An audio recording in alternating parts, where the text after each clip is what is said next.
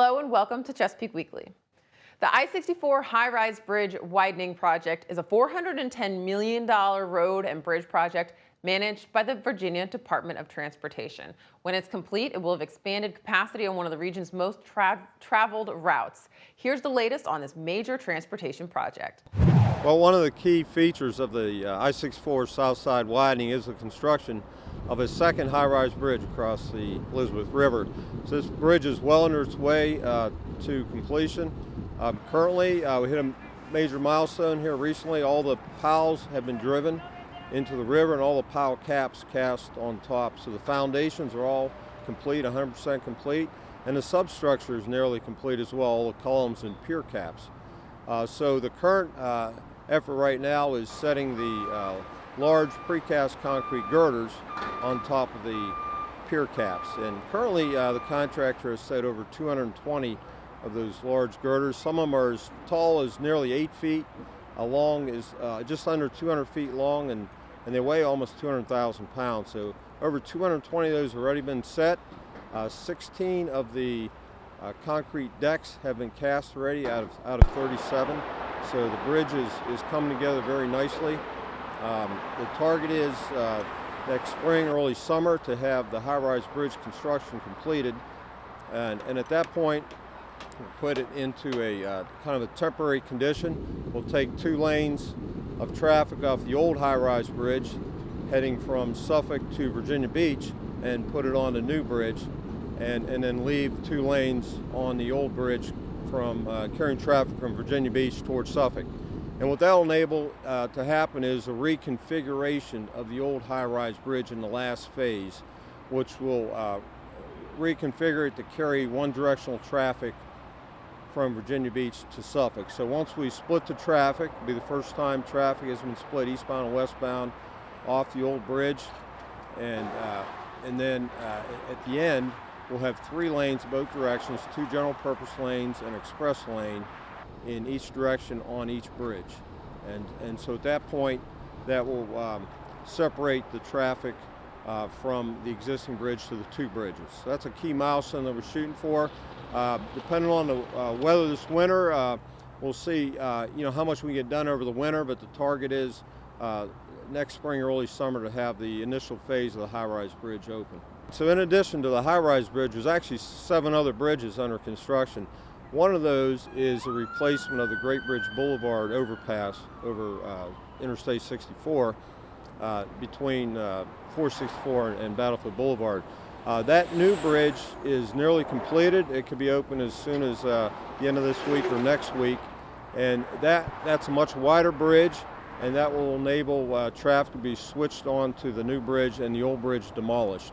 And what's key about that is the old bridge and the substructure is in the way of the interstate widening through that corridor. So once traffic is switched to the new bridge, the old bridge will be demolished, and the widening of the interstate can be continued and completed in that area. So in addition to the bridges, as I mentioned, there's 6 other bridges, interstate widenings over Shell Road, Yakin Road, and Military Highway that are all under construction simultaneously, and they'll be completed within various phases throughout the spring and summer as needed to facilitate the roadway construction. We have about 8.5 miles of roadway through here. It's all under construction at various phases.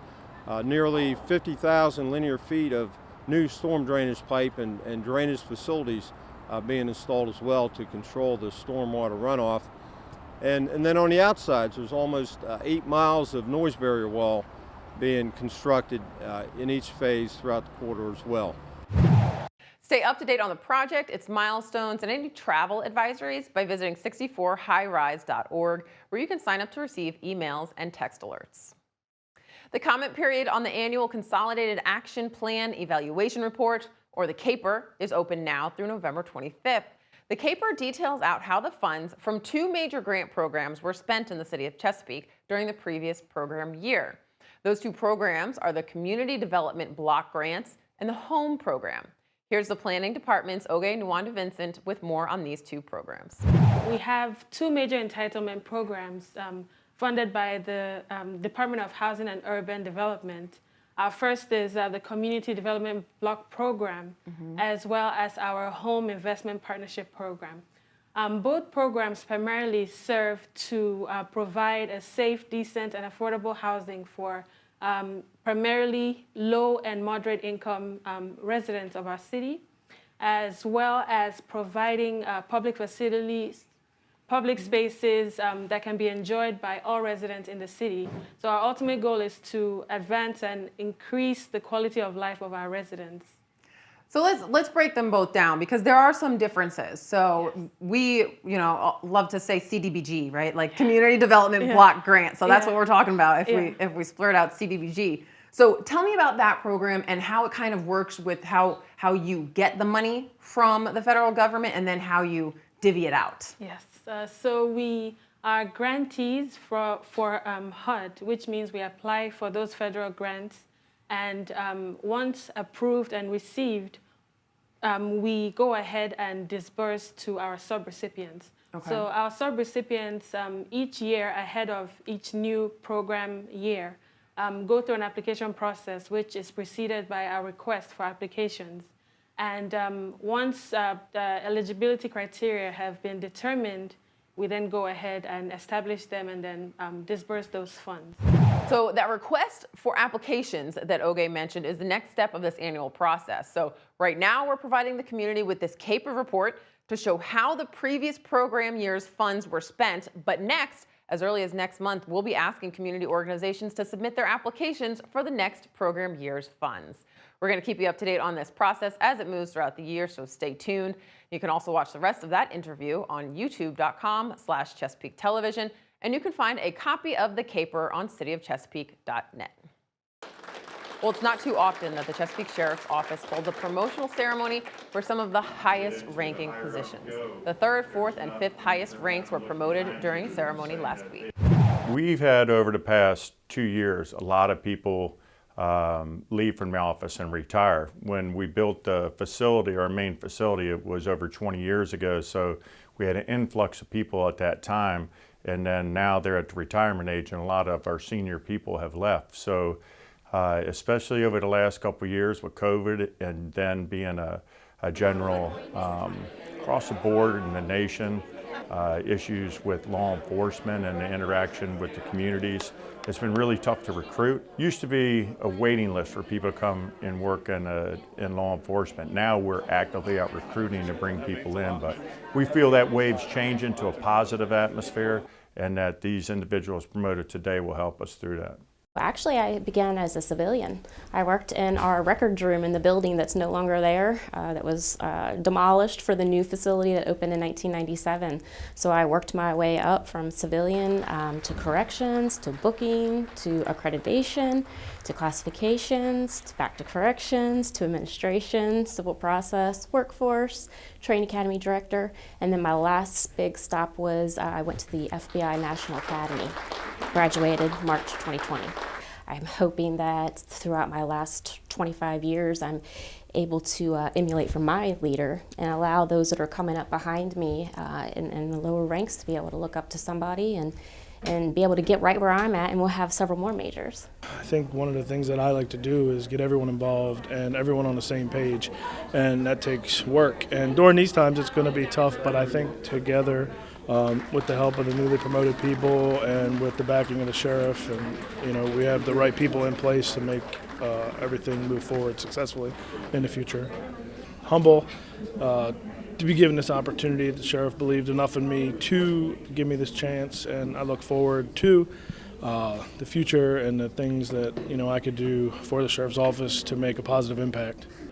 It's been a journey. I've had the pleasure of working a lot of places in the jail, so I think it's going to afford me the opportunity and the ability to really know what everyone who is working around is going through, the things they're trying to accomplish, and hopefully I can help them accomplish those things. Hopefully coming out of COVID and hopefully coming out of the anti-law enforcement sentiment in the country, I'm excited to be able to work with the new staff. We have so many new deputies, and hopefully be able to offer them guidance and advice and really move the sheriff's office forward. My family obviously is happy for me, and it was a surprise. It was. unfortunately, about a year ago, I lost my dad, and that was the first thing I thought is I wish I could call him. Congratulations to those promoted, and we look forward to seeing them do great work right here in our community. Moving on now to an annual awards program that aims to recognize those who help keep Chesapeake clean and green. The Chesapeake Environmental Improvement Council is requesting applications now for their environmental awards program. Businesses, organizations, and individuals, both young and old, are encouraged to apply to be recognized for their beautification, litter control, or other environmental projects. Know of someone who should be recognized? Submit them. Here's Megan Hale with more. Groups that are just kind of rock stars in the environmental field. Maybe it's a business that implemented recycling, or they've got internal composting program, or they're purchasing paper that's 100% post-consumer recyclable, or printing double-sided, or maybe it's a youth group that's getting out there and doing litter cleanups and helping out with our Chesapeake Recycles Day events, things like that. You know, we've had groups that have collected plastic bags that would otherwise go in the trash, and they've woven mats for unhoused people, which is really neat. So it's kind of open, you know, just groups that are helping to guide our city in a more green way. Applications will be accepted through January 15th.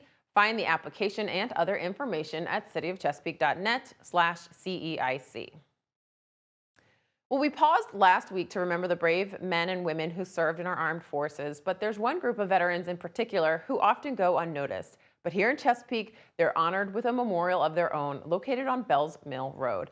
It's the Unknown and Known Afro-Union Soldiers Memorial. Take a look. Here in Chesapeake, formerly known as Norfolk County, over 200 Afro-Union soldiers volunteered to serve in the Army of the United States of America to defeat slavery and to save the Union. The observance honors the May 22nd, 1863 authorization issued by President Abraham Lincoln that formed the Bureau of Colored Troops on May 22nd, 1863. At the end of the Civil War, over 209,000 Afro-Union soldiers had volunteered to serve, to save the Union and to defeat slavery. The 31,000 Afro-Union sailors who served in the United States Navy, many of them from our area and other parts of the country, had been serving in the Navy since the War of 1812. Well, the Chesapeake Holiday Craft Show is coming up this weekend. To get your holidays off on the right foot, on Saturday from 10 to 5 and Sunday from 11 to 4, head over to the Conference Center to find a wide variety of unique handmade crafts from local crafters. The kids can get crafty in Santa's workshop, and of course, Santa Claus plans to pay a visit for a photo op. He'll be there between 12 and 3 both days. Admission is free. Learn more at cityofchesapeake.net/PRT events. That's all we've got for this week. We'll leave you with a look at what else is coming up this week for Parks, Recreation, and Tourism. Thank you so much for watching. We'll see you next week.